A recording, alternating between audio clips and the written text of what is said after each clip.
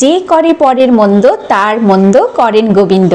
আমরা যদি কারোর খারাপ চাই তাহলে কিন্তু সবার আগে আমাদের নিজেদেরই খারাপ হয়ে যায়। এই কথাটা বোঝানোর জন্য সিংহ, শেয়াল আর গাধার একটা খুব সুন্দর শিক্ষামূলক গল্প রয়েছে। সেই গল্পটাই আজকে বলবো। হ্যালো এভরিওয়ান, চলে এসেছি আমি পাপিয়া আবার একটি সুন্দর শিক্ষামূলক গল্প নিয়ে।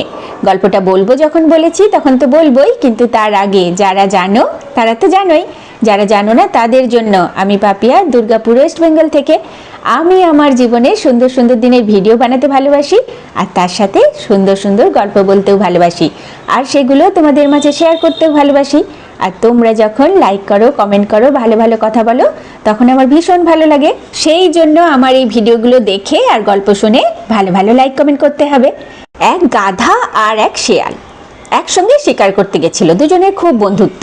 শিকারের খোঁজে এদিক ওদিক ঘুরতে ঘুরতে তারা হঠাৎ এক সিংহের মুখোমুখি পড়ে গেল। একটু দূরেই বসে আছেন পশুরাজ।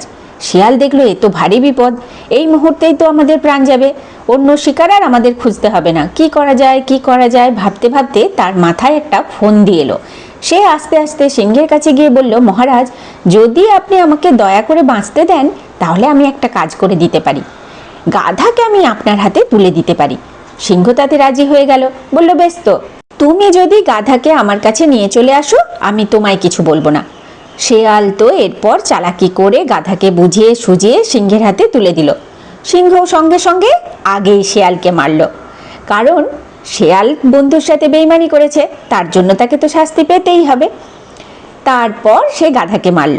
সেদিন সে শেয়ালকে দিয়েই ভোজ ছাড়লো, আর তার পরের দিনের জন্য সে গাধাকে রেখে দিল। এই জন্যই বলা হয়, অপরের ক্ষতি চাইলে আগে নিজের ক্ষতি হয়। শুরুতেই ওই যে বলেছিলাম, যে করে পরের মন্দ তার মন্দ করেন গোবিন্দ। সোনু, আমার ছেলে, পড়াশুনোর জন্য এখন থাকে সুদূর আমেরিকাতে। বছরে একবার ফেরে, 1 মাসের জন্য।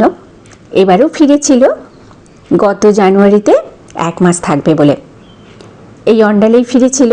আমি তো দুর্গাপুরে থাকি, তো সেই জন্যই ওকে রিসিভ করতে আমরা গিয়েছিলাম অন্ডাল এয়ারপোর্ট। আর তখনই আমি এই ভিডিওটা বানিয়েছিলাম।